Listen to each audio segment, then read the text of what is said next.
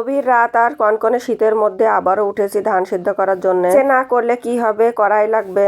আমার তো সব কাজই করতে ভালো লাগে, শুধু হাউজের ভেতরে ধান কাটাটাই বেশি কষ্টকর হয়। কারণ ঠান্ডা পানি থেকে ধান তুলতে হয় ঝুড়ির ভেতরে, এইটাই হচ্ছে বেশি কষ্ট। ঠান্ডা পানিতে হাতটা একেবারে অবশ হয়ে যায়।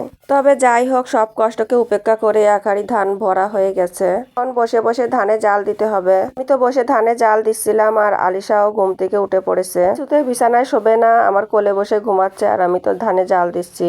ধানের চিটা দিয়ে ধান সেদ্ধ করা হচ্ছে, কত সুন্দর জ্বলছে।